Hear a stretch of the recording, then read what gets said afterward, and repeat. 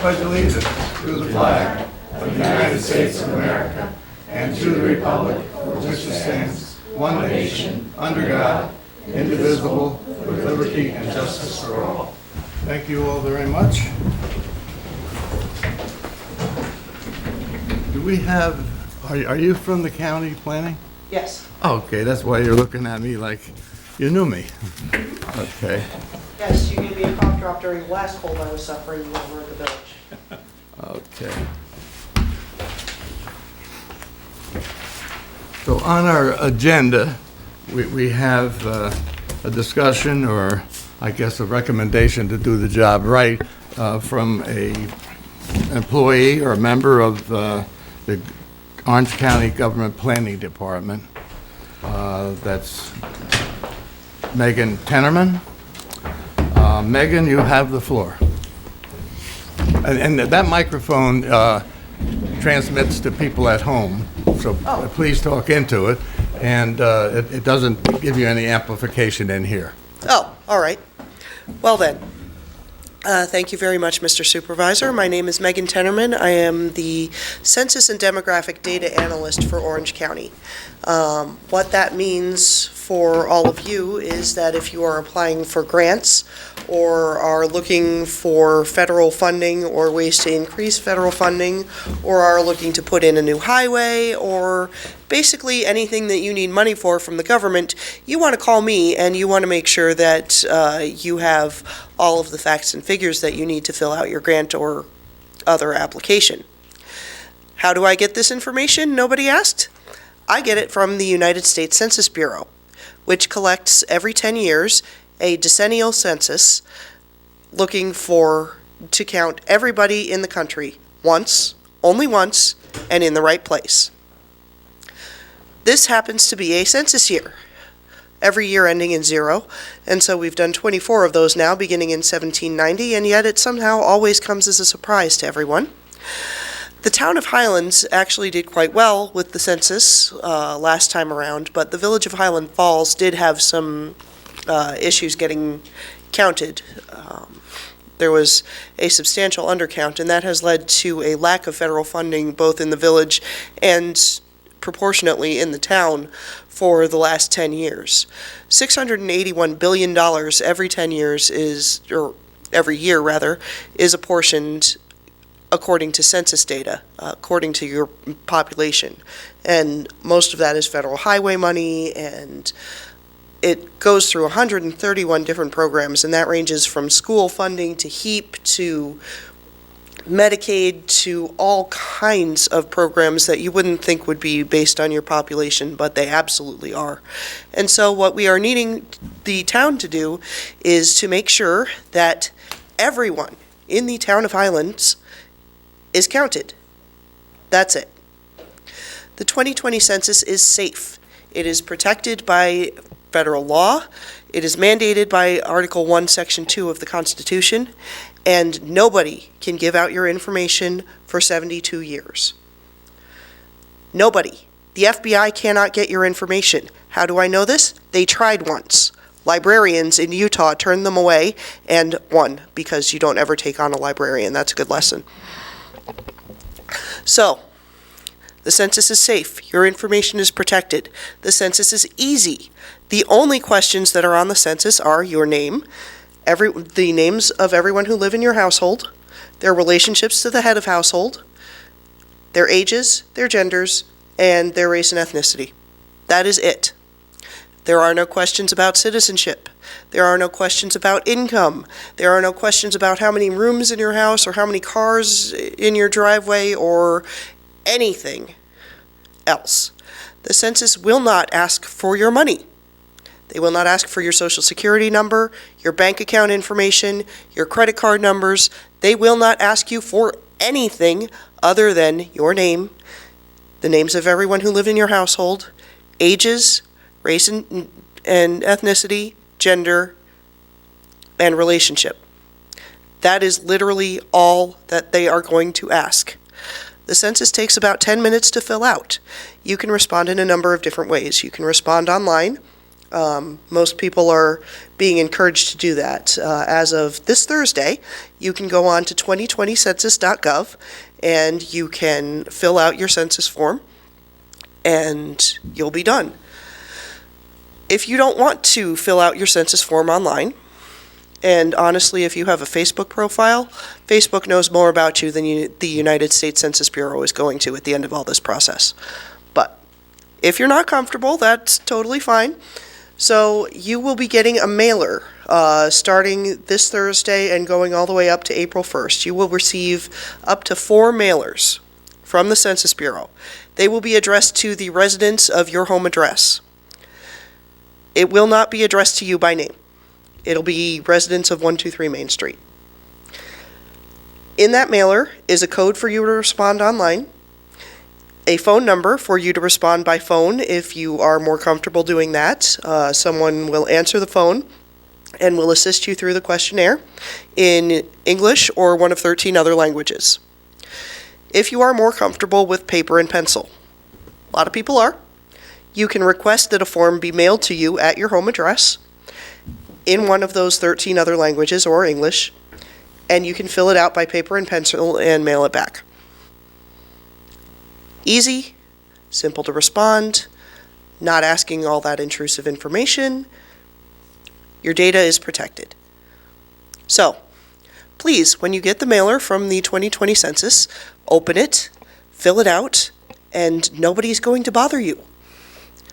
Because that is the other thing that happens.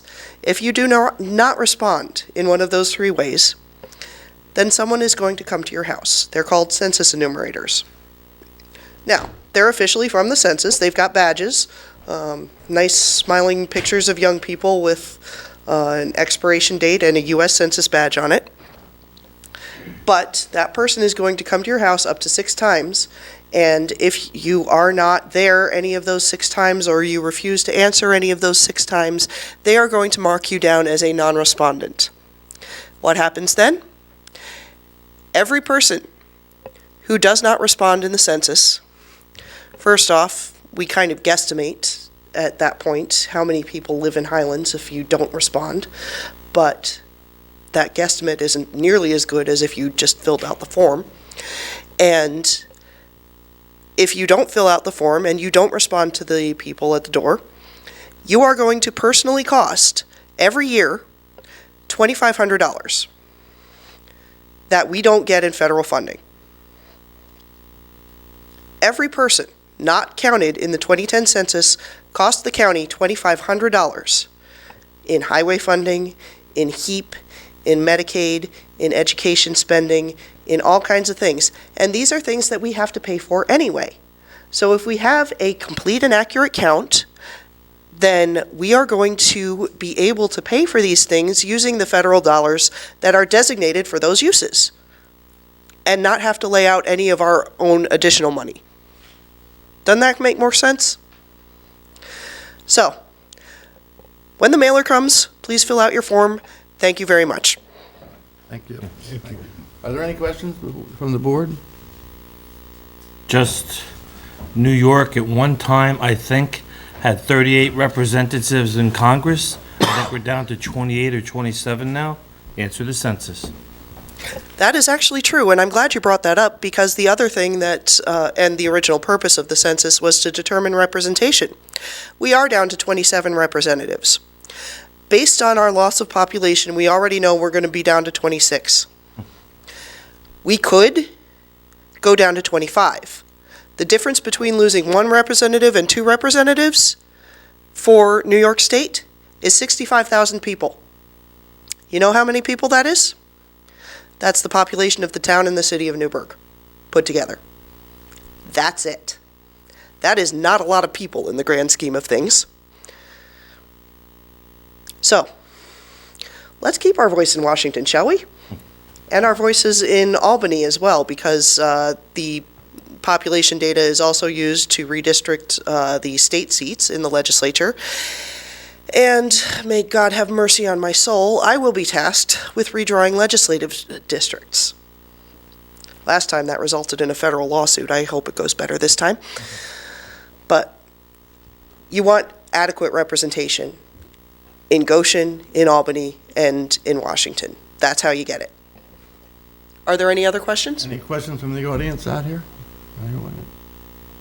All When, right, when the forms go out, do you, I know in Fort Montgomery in years past, they've had problems where forms were returned because they were going to a physical address, and the mail will only deliver it to a post office address. And that is the problem. The census will only deliver to physical addresses. They will not deliver to a P.O. box. If you have a P.O. box, please respond online. You can do that at any time after Thursday by going to 2020census.gov, 2020census.gov. Pardon me. If you are not comfortable with that, again, you can go on the website and request a mailed copy, or you can go to your local library, and the librarians can help you request a mailed copy as well.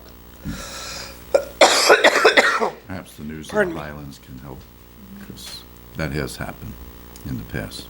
So Fort Montgomery, nobody gets home delivery, everything's in post office box? So none of them will get a No. card? We didn't get it last time. No, if it is all P.O. boxes, then no, you're not going to get home delivery of your forms or of your codes. So I would say to Fort Montgomery, please, I'm so sorry. Please fill out the form online or go online and request forms to be sent to you. Thank you very much, Megan. I think you've been well received by the audience and the board. Thank you very much.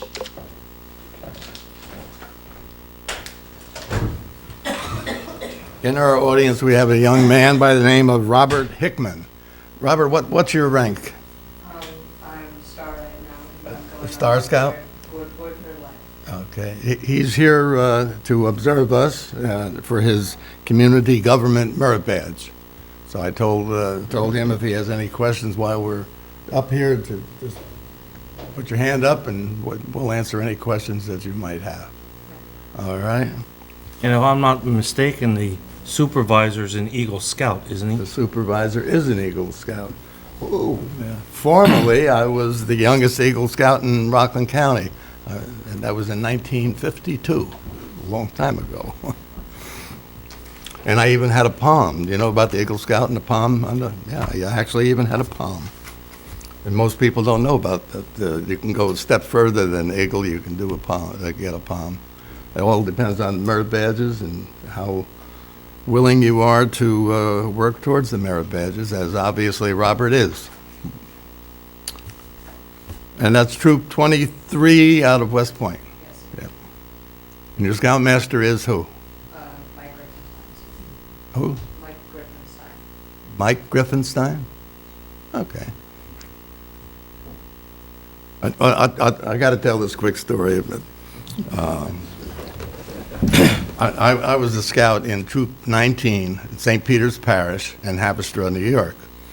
And that's where I became Eagle and what have you. So passed by a few years, I was in the Army, and I was stationed at Fort Sam Houston, Texas. And I became Scoutmaster of Troop 19, St. Peter's Parish in San Antonio. The same thing. Just a strange little fact about me. Public comment. Anybody here for public comment? Anybody want to say anything about anything? Doesn't have to be on agenda. No? Okay. Previous minutes, that's the minutes of February 24th,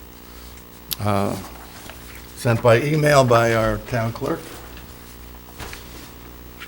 So moved. Second? All in favor? Aye. Aye. So carried. Communications. I have a bunch of different things. I don't know if you've got this, Kelly, but the police officer eligible list from 2016 will remain active and run concurrently through the end of May 2020. And then beyond that, they'll have a new list. Did you get this? From the county? Yeah. Yes. Okay. I received from our new tax collector her report on collections that were made for February, both the town and county and water and sewer. These are reports that are required by my office, and actually I haven't gotten them for quite a while, and our new tax collector is doing a very, very good job. That's Rachel Patterson. Received a letter from the Village of Highland Falls at the regular meeting of the Village Board held on March the 2nd. Oh, this is a letter to Daniel Zint. That you were appointed to the Consolidated Zoning Board of Appeals. Your term will expire in 2024. Congratulations on your appointment. Thank you for community service. Please contact with the chairman of the ZBA for a schedule of meetings. If you have not already done, please contact the town clerk to sign the oath of office at your earliest convenience. Has he? He has, okay. So Daniel Zint is not only a guard for our court, he's now a member of the ZBA.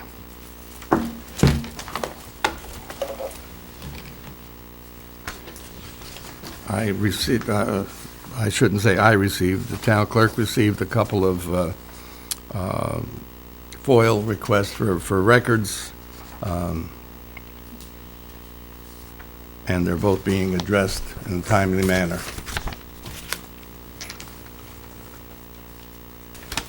I received from the sewer plant operator, to whom it may concern, that's us, please accept my resignation as chief operator of the sewer plant. Due to full-time job, I cannot concentrate on,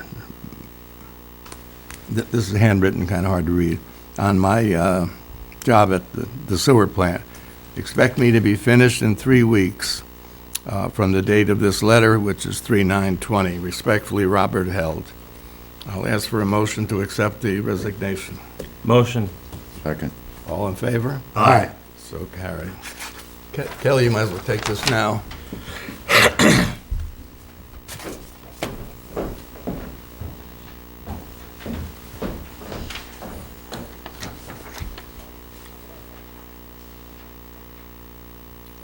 We paid out, since the last meeting,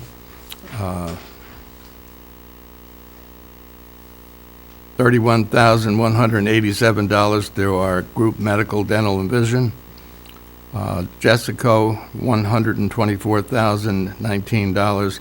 Highway wheel loader. Corsi Tire, $2,736 for highway department tires. O&R, $2,758 for February service to the streetlights. Royal Karting, $2,950 for sanitation in January. TAM, $78,850 for the first sewer decoloration payment.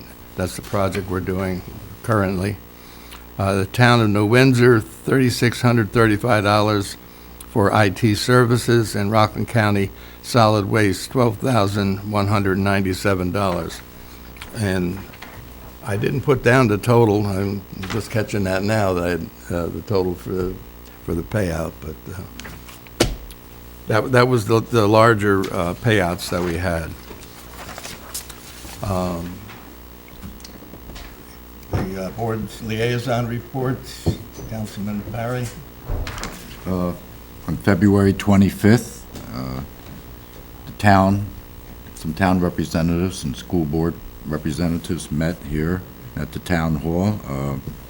I was there with Justin and Jean, our assessor, and the school had Ned Copold and Jimmy DeSalvo, a couple of administrators, aides, and the legal firm Jacobowitz and Gubitz.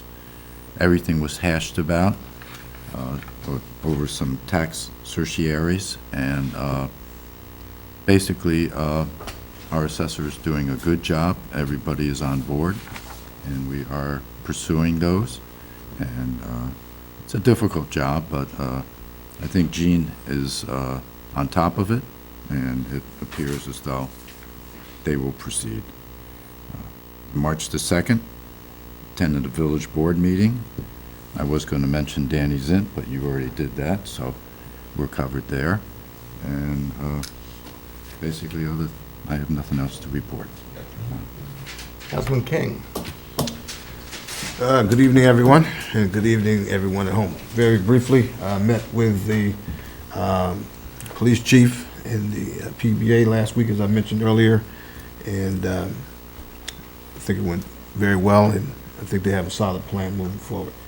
And then also met with the Recreation Department and met with the center. From both of those positions, we have a lot of good things going on, and then we have some things we're also working on. That's it for me. Thank you, sir. Councilman Sullivan. Here, you want to read some of mine and share? I want to save enough time for you to get through all that. Not much, not much. Water District number 2. So I spent some time with Pat Patterson up at the Corbin Hill pumping station.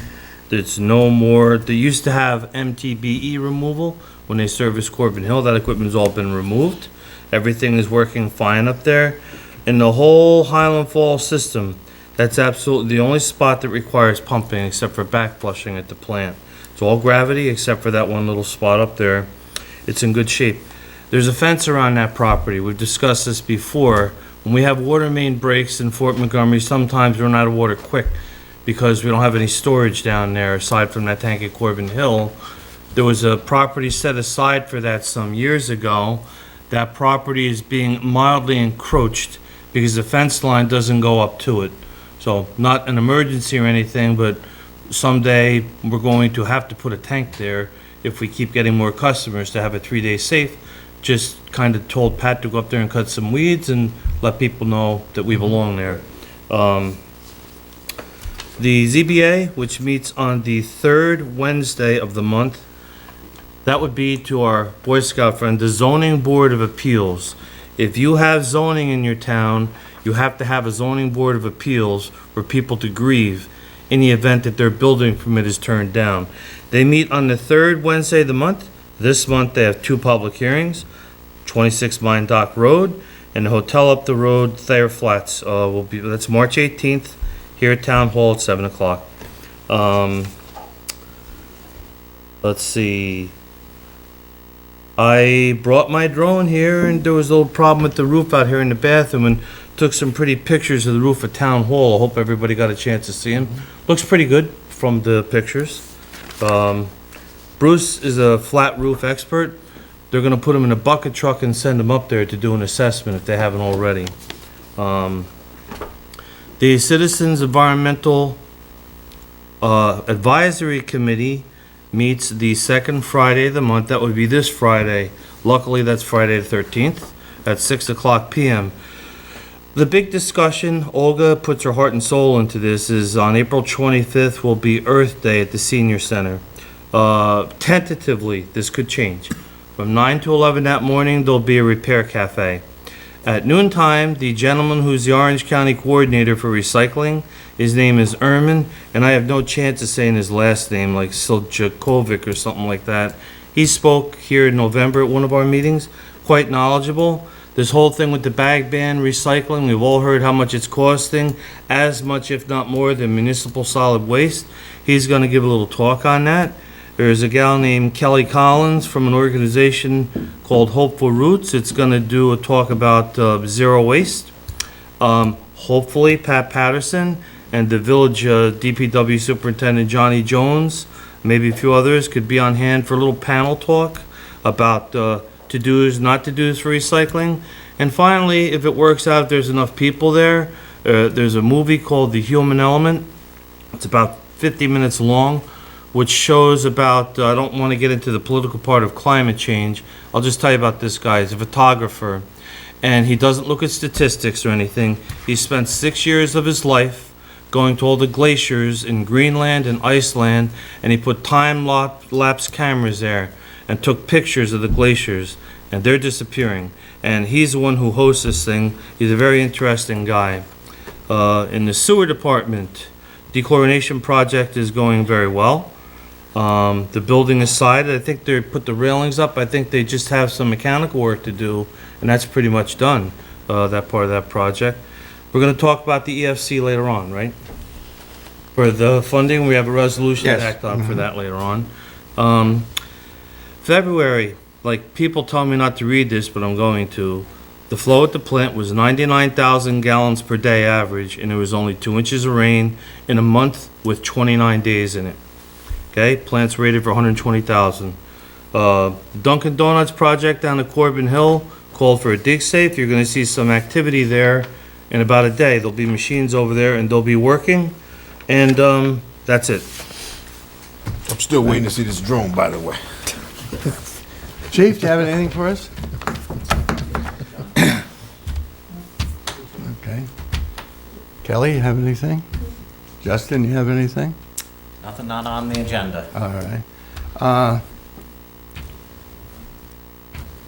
Jeff, the last meeting, I said I hope we could announce that we have our ambulance totaled, and unofficially, over the phone, it's totaled. Okay? So I don't know what we're going to get out of that total, because replacement value, we're going to probably have to do a little arguing, because I think originally they said like $120-some thousand. And if we're paying replacement for an ambulance $170,000, we're going to have to do a little arguing with them on I that. think we should be around 140, 150 what we paid for. That's what we should be. Okay. If we're directly paying for that, our ambulance is very young. But if you have a house and it burns down and you have replacement value on your house, minus the deductible, whatever the cost to build that house is what you're going to get. Yeah, so I hope we don't have to argue with them, but we certainly will. Because that's taxpayer money, and we're going to do as best we can with it. Talking about non-taxpayer money, the St. Patrick's Parade is absolutely, the fifth one the other day on Main Street in Highland Falls was tremendous. They really, the weaknesses they had in the years past, they took care of it. And on a personal note, last year, I didn't know where I was supposed to be or what I was supposed to do. This year, they come up to me and said, you're following that truck right there and what have you. So they're doing real well, and they're doing good, and the parade's getting bigger all the time, and there were a lot of people on the sidewalks. It was very, very nice. The coronavirus. Now, I'm sure everybody's heard enough of this, and you can't get away from the TV or the radio or what have you. But it was suggested to me that I bring up something, and rightly so. If anyone gets quarantined to their house, which is very possible, depending on who you shake hands with, where you go, what you do, the kids in your class maybe, or whatever have you. But if anybody gets quarantined to their house, be sure you know that this town board, this town, the town clerk, the ambulance corps, any of us will help you get whatever you need. We'll help you get your medicine, your food, whatever it is you need in your house, we'll get it. You just got to notify us of the need. So I hope to God that no one gets quarantined, but if you do, there's certainly help out here. That's all I have, so we'll go to the agenda. Resolution to approve the supervisor signing the Stop DWI program. Be it resolved that the supervisor and officers of the town are hereby authorized and empowered to make, execute, and deliver, or cause to be made, executed, delivered in the name of, behalf of the town, such certificates, documents, and papers that may be necessary to effectuate and carry out the contents of the foregoing resolutions and the terms and conditions of agreement. That's, do I have a motion to authorize the execution of an agreement between the town of Highlands and the Orange County for a Stop DWI program services? I'll make the motion. Roll call, please. Councilmember Sullivan, Aye. Councilmember King, All right. Councilmember Perry? Aye. Supervisor Lindsay? Aye. Okay, Justin, I'm turning the next two over to you. Okay, great. So we received good news last week, or the town received good news last week on the larger sewer project. If you recall, when we went out to bid, the cost was more expensive than anticipated, and that required going back to the Office of the State Controller to get reapproval. On March 4th, the State Controller ordered that that was acceptable, and that requires this board to pass a resolution under Town Law 12C to increase the maximum amount of the expenditure to $3,441,254. That is subject to permissive referendum, and that will be recorded, the actual order when received, when the original is received from the controller. The town clerk will file that in the Orange County Clerk's office. But so the resolution before you is an order of the town board to increase the maximum amount to be expended pursuant to Article 12C of the town law. So if someone makes that motion, in essence. We I'll have a make the motion? motion. Do I have a second? Second. Roll call, please. Councilmember Sullivan? Aye. Councilmember King? Aye. Councilmember Perry? Aye. Supervisor Lindsay? Aye.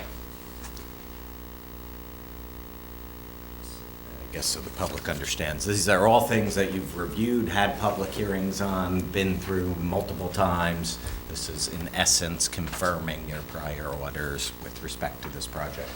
Similarly, back in 2015, you passed a bond resolution in the amount of the approximately $2,800,000, which was the anticipated cost before the project was able to go out to bid. So your bond counsel has prepared an extract of minutes, which in bond terminology is in essence a resolution. So very similar to what you just passed. And again, it's indicating that rather than expending $2,831,200, you're going to expend up to the new amount of $3,441,254. It's all subject to the typical bonding requirements of the town and that they're guaranteeing those funds. As we've discussed in the past, right, through EFC, you've got a good financing plan for this. You're getting grant funds, you're getting zero interest funds, and then you're getting EFC financed low interest rate funds.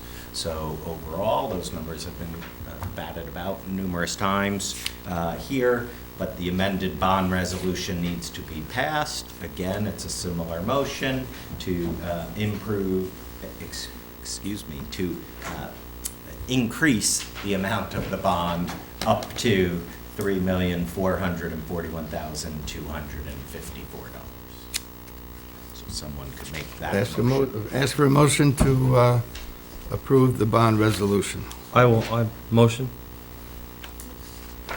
Second. Motion, second by, and roll call, please. Councilmember Sullivan? Aye. Councilmember King? Aye. Councilmember Perry? Aye. Supervisor Lindsay? Aye. Similarly, so for both of those, there's notices that the town clerk will file in the newspaper, notice essence of adoption. It's an estoppel notice in the bond terminology. Those will both get published.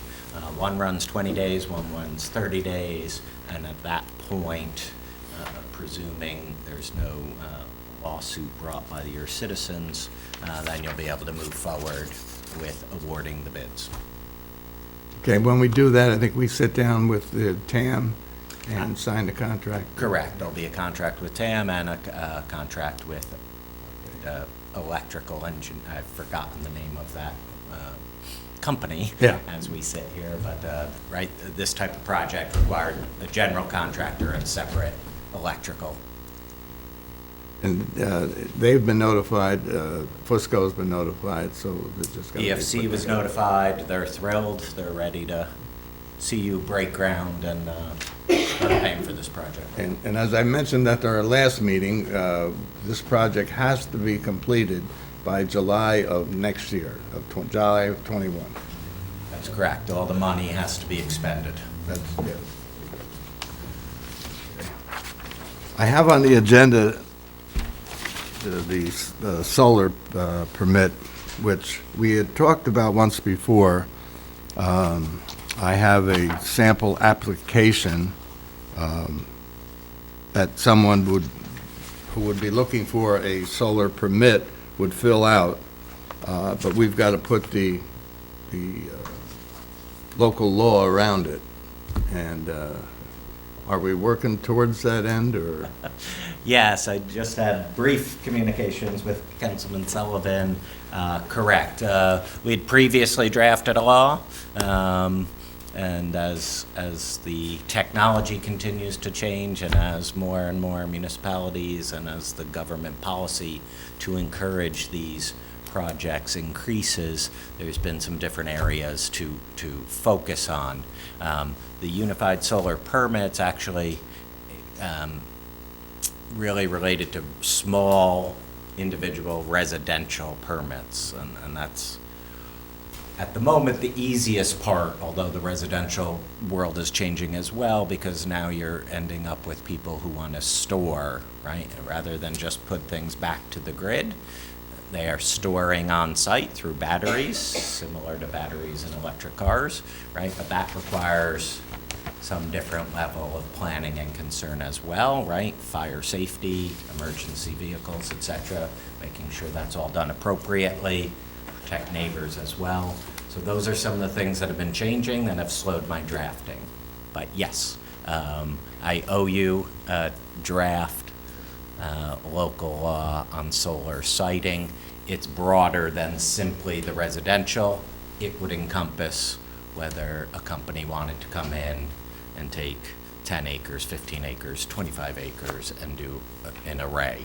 So that's obviously very different to the neighbors than if someone's putting something on their roof and or a small array on the ground. So yes, I will have revisions to you in the next couple of weeks. Okay.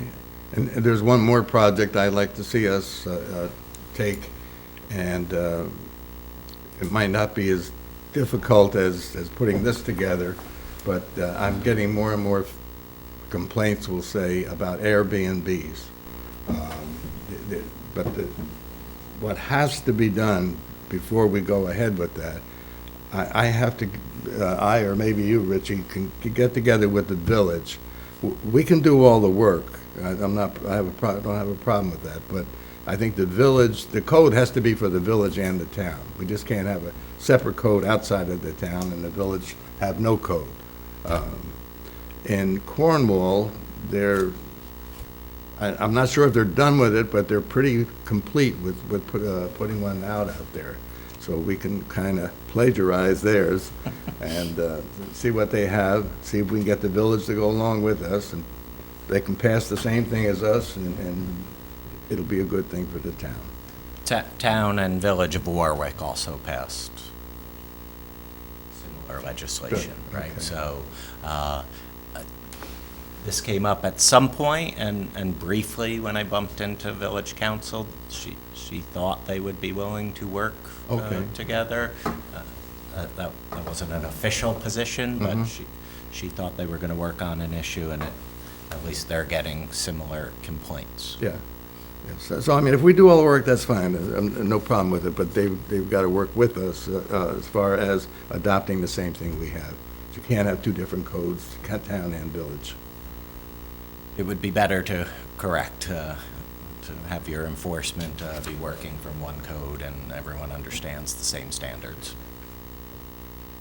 Okay, is there any public comment at all from anybody out there? No? Robert, do you have any questions? You sure? You gonna come back and see us?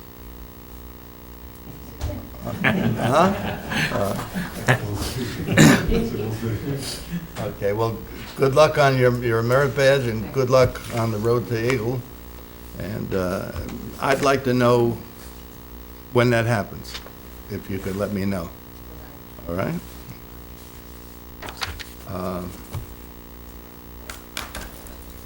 I'm going to ask for a motion to go into executive session to discuss police matters and recreation personnel matters.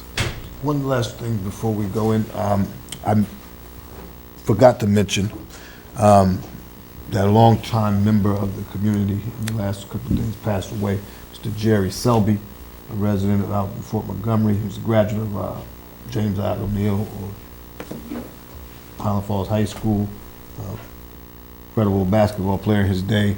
He's a grandfather of the young man that was playing football there a couple of years ago, Taekwon Scott. And sounds like a sudden passing.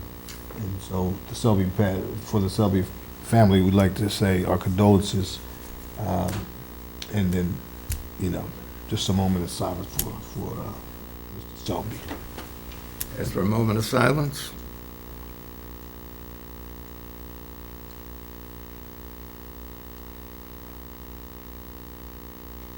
Thank you. Thank you. Jim, we were just going to go into executive session, but you have something? Huh? One quick moment? Yeah. Thank you. Appreciate that. Good evening. Just want to thank everybody that has already signed the postcards for the campaign to get 218 and some other sections of the state highway repaved. We're doing really good. We got about 3/4 of them out there, and a lot of them have came back signed already. So if you could stop by either Town Hall or Village Hall or the center, they have stacks there. Print and sign your name on those. A few other people have taken some and they've sent them to the respective elected officials. And I just ask if you get a response back, please share it with us, and then I will share it with everybody on what they're going to do for our roads. That's about it. And this is what we got this weekend signed. So we're doing really good. Thank you for the time. Thank you, Jim. Thank you, Jimmy. Ask for a motion to go into executive session? Make a motion to go into executive session. Second. All in favor? Aye. So carried. Thank you all for joining us tonight.